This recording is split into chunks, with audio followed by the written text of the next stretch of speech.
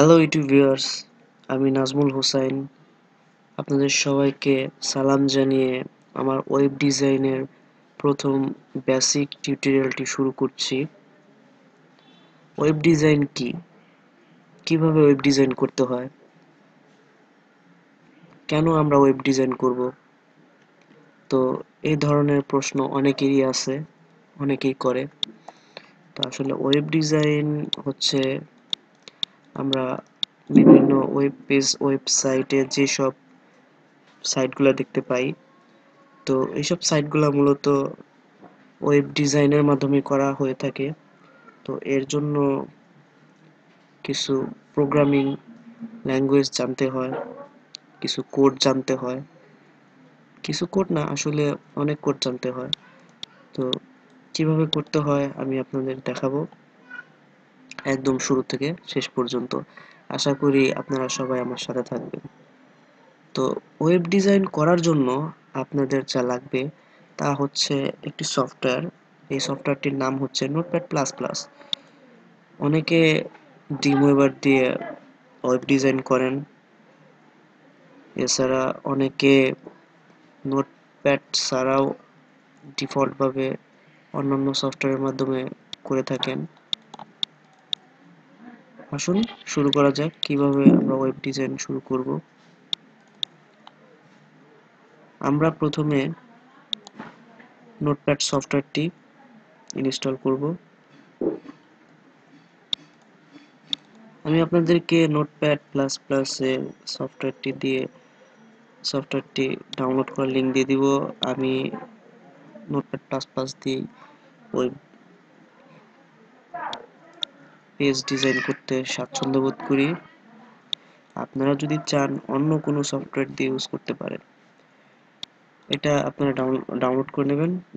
Download করে নিয়ে এটা ফাইলটার সাইজ 5.54 MB মাত্র।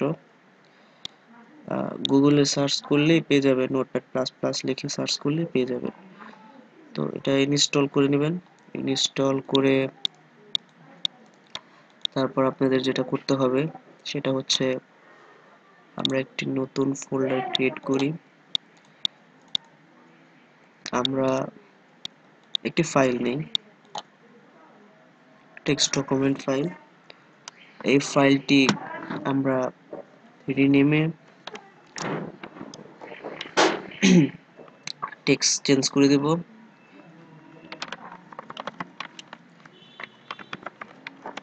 তো এখানে একটা জিনিস লক্ষণীয়, সেটি হচ্ছে আমরা এখানে index.html লিখলাম।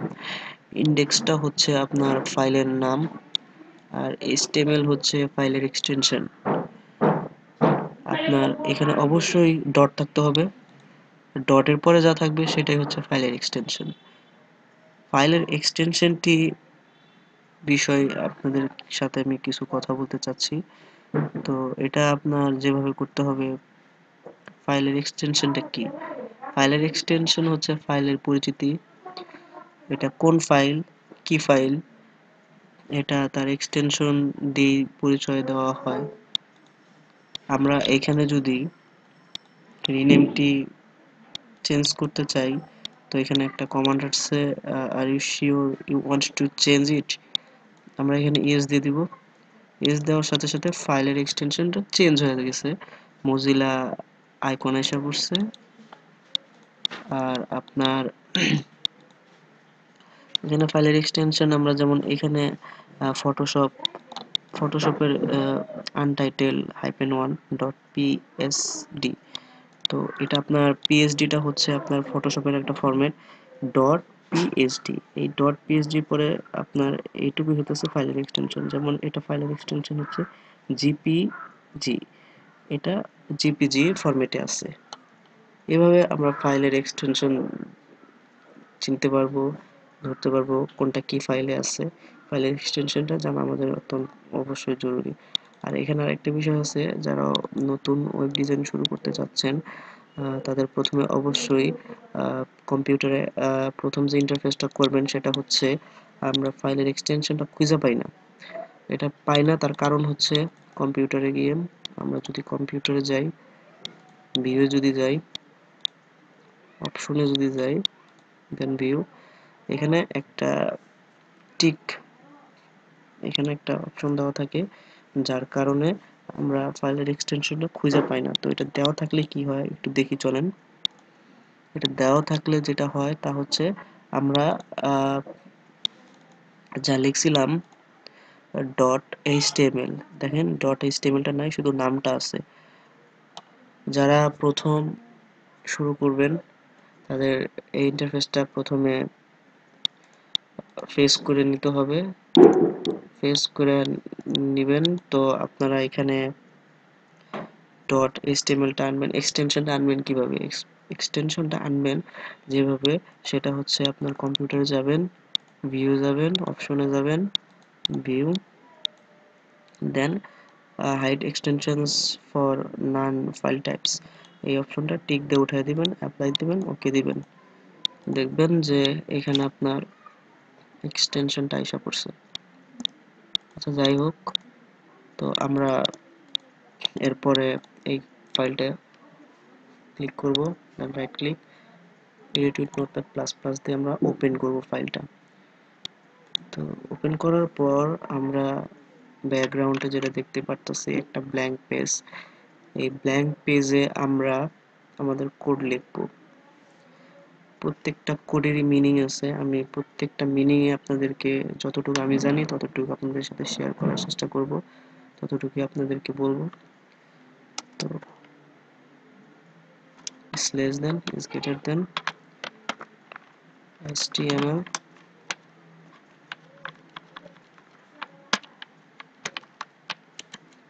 এখানে দেখেন একটা বিষয়, সেটা হচ্ছে html আমরা যে লিখছি html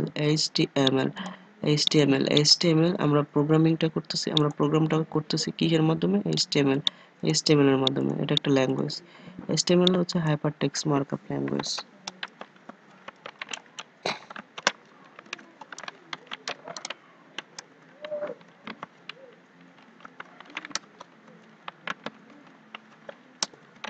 হাইপারটেক্সট মার্কআপ ল্যাঙ্গুয়েজ আপনারা যখন এই নোটপ্যাড প্লাস প্লাস সফটওয়্যারটির মাধ্যমে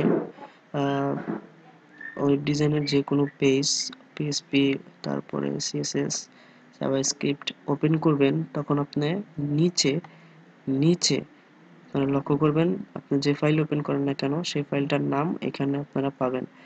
দেখেন এখানে লেখা আছে হাইপারটেক্সট মার্কআপ ল্যাঙ্গুয়েজ ফাইল। আমরা কোন ফাইলটা ওপেন করতেছি সেটা এখানে লেখা আছে।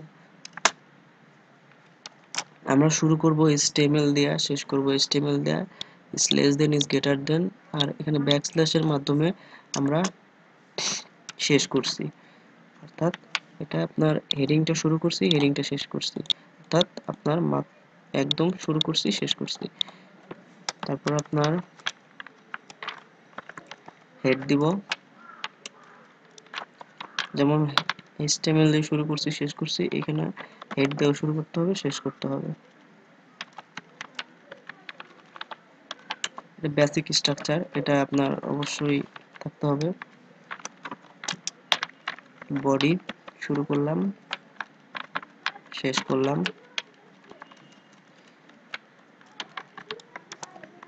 এখানে এখন আমরা আরেকটা জিনিস লক্ষ্য করব, সেটা হচ্ছে আমরা এই পেজটাতে লিখতেছি, এটা আমরা যদি ডাবল ক্লিক করে দেখি আমাদের পেজে ডাইরেক্ট নিয়ে যাবে। তো এখানে পেজে নিয়ে গেলে দেখেন আমরা পেজটা কিন্তু ব্ল্যাঙ্ক পাইতেছি। আমরা এখানে কিন্তু লিখছি কিছু একটা, কিন্তু এখানে কি পেতেছি, ব্ল্যাঙ্ক পেতেছি। কারণ কি, কারণ এগুলো হচ্ছে বেসিক কোড। এই কোডগুলা আপনার অবশ্যই এখানে থাকতে হবে। এই কোডগুলা ফ্লেক্সিবলি যে এখানে আসবে তা না, এখানে আপনার এগুলা এই কোডের মাধ্যমে আপনারা স্ট্রাকচারটা সাজিয়ে নিতে হবে, গঠন প্রণালী আর কি এটা। এখানে এখন আমরা বিভিন্ন ধরনের কোড লিখব, যেমন যেমন আমরা প্রথমে যে কোডটা লিখব সেটা হচ্ছে h1 হচ্ছে হেডিং 1, এটা হেডিং ট্যাগ বলা যায়। শুরু করলাম শেষ করলাম h1। তো এই আপনার হাইপেন, আপনার এই যে slash then is greater than, এটার মাঝখানে যে ফাঁকাটা আছে এখানে আমরা কোডগুলো লিখব, যেমন this is হেডিং 1, ঠিক আছে। তো আমরা এটা যদি এখন রিলোড দেই, তো আমরা হেডিং 1টা পাইছি, অর্থাৎ এই ট্যাগটা হইতেছে হেডিং 1। আমরা h1 দেয়া কি বুঝি, হেডিং 1, h1 ইজ হেডিং 1, ঠিক আছে। তো এরকম করে h1 থেকে শুরু করে h1 থেকে শুরু করে h6 অর্থাৎ হেডিং 6 পর্যন্ত আমাদের আছে।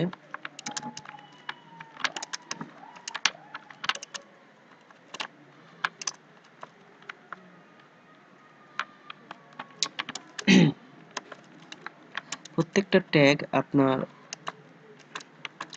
এখানে পরিবর্তন আসবে, কোন ট্যাগটা ইউজ করতেছি, কোন ট্যাগটার কাজ কি, সেটা আপনার পরিবর্তন দেখতে পারবেন। যেমন h1 থেকে শুরু করে h6 পর্যন্ত ক্রম অনুসারে, আমি এখন যদি ফাইলটা রিলোড দেই তাহলে দেখবো যে ক্রম অনুসারে ছোট হয়ে আসছে, অর্থাৎ এটা কি হেডিং 6, এটা হচ্ছে আপনার হেডিং 5, এটা হচ্ছে আপনার হেডিং 4, তো 3 2 1, এইভাবে আমরা ক্রম অনুসারে হেডিং, এগুলা বিভিন্ন ধরনের ফাইলের হেডিং আর কি।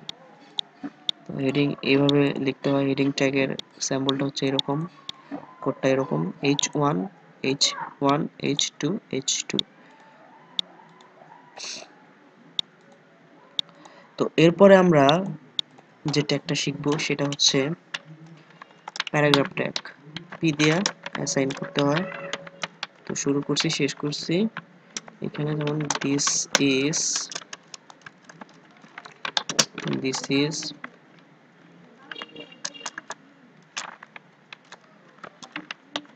Paragraph, this is paragraph tag.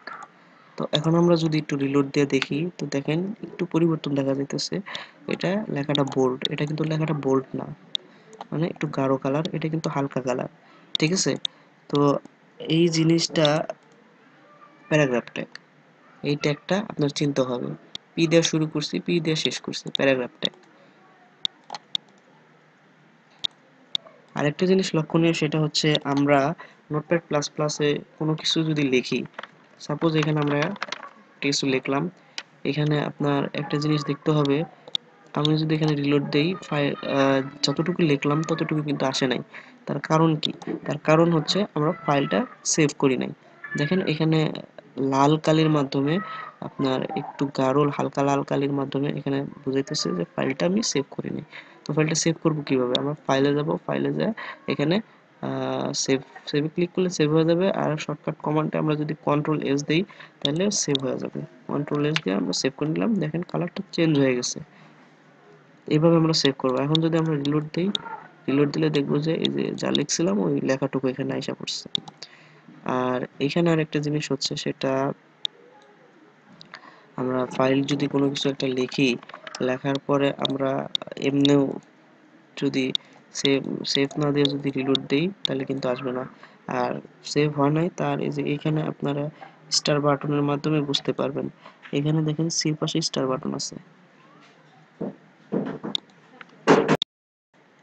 তো আমরা অবশ্যই এই টেক্সটগুলা সেভ করে নিব। আমরা প্যারাগ্রাফ টেক্সটের সম্পর্কে ধারণা পেলাম। H1 ট্যাগ থেকে H6 পর্যন্ত যে ট্যাগগুলা আছে এগুলা সম্পর্কেও ধারণা পেলাম। এরপরে আমরা যে ট্যাগ সম্পর্কে পরিচিতি লাভ করব সে ট্যাগটি হচ্ছে আপনার ইমেজ ইনসার্ট। তো আমরা কিভাবে ইমেজ ইনসার্ট করতে পারি, তো এর জন্য আপনার যা লিখতে হবে img hrc ইকুয়াল কোটেশন। তো এখানে আপনার দেখেন একটা বিষয় লক্ষণীয়, তা হচ্ছে আপনি যে ট্যাগই লেখেন না কেন, ট্যাগটি সঠিক হয়েছে কিনা এটা আপনার বুঝবেন কিভাবে। তো ট্যাগটি যখনই লিখবেন দেখবেন যে অটোমেটিক এটা একটা মার্ক হয়ে আছে, ঠিক আছে। তো আমি যে ট্যাগটি লিখছি এটা সঠিক না ভুল? সঠিক। এটা এই মার্কের মাধ্যমে পরিচিতি দিচ্ছে যে না, তুমি যে ট্যাগটা লিখছো এটা সঠিক আছে। এখানে image is less than img, src তে হচ্ছে সোর্স। তো আমরা ইমেজের যে সোর্স, প্রত্যেকটা জিনিসেরই একটা সোর্স আছে, আমরা কি নামে চিনবো সোর্সটি। তো এই সোর্সটি আমার যে নামে আমার সোর্সটি আছে, অর্থাৎ সাপোজ আমি যদি এখানে যে ইমেজটা আছে,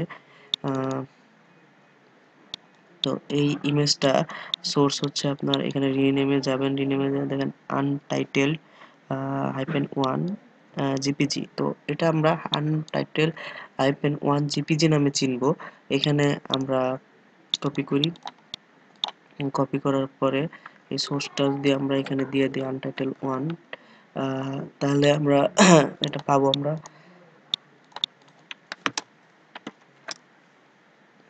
এখানে দেখেন ছবিটা পায় নাই, তার কারণ কি হচ্ছে, অর্থাৎ এটা লোকেশনটা আমরা ভুল দিছি দেখে ছবিটা পায় নাই। এটা লোকেশনটা যদি আমরা আমাদের ফোল্ডারের ভিতরে যদি রাখি, এখন যদি আমরা রিলোড দেই, তাহলে দেখেন আমাদের ছবিটা পায় গেছে। ঠিক আছে, তো আমরা আজকে যেসব বিষয় সম্পর্কে পরিচিতি লাভ করলাম, আরেকটা বিষয় সম্পর্কে আপনাদের একটু ইন্ট্রোডিউস করি, সেটা হচ্ছে টাইটেল। হেডের উপরে একটা টাইটেল থাকবে, টাইটেল যেমন শুরু করছি তেমন শেষ করতে হবে, টাইটেল।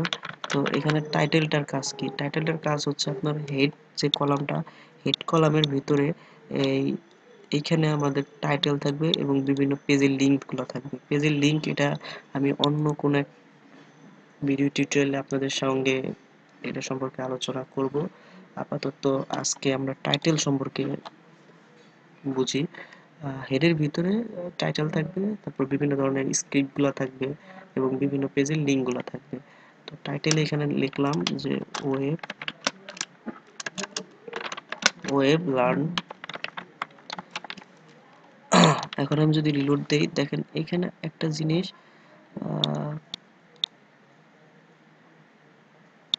দেখেন এখানে আমরা কি ভুলটা করছি, টাইটেলটা শুরু করছি, টাইটেলটা শেষ করি না ব্ল্যাক স্ল্যাশের মাধ্যমে। এই ব্যাক স্ল্যাশের মাধ্যমে আমরা টাইটেলটা শেষ করব। তো এখানে আমি যদি রিলোড দিই, তাহলে আমাদের টাইটেলটা পাচ্ছে। তো এখানে দেখেন এই আগে কিন্তু আমাদের টাইটেলটা পায় নাই, এখন আমরা যে নাম দিচ্ছি সেই নামের টাইটেলটা পাচ্ছে, ওয়েব লার্ন।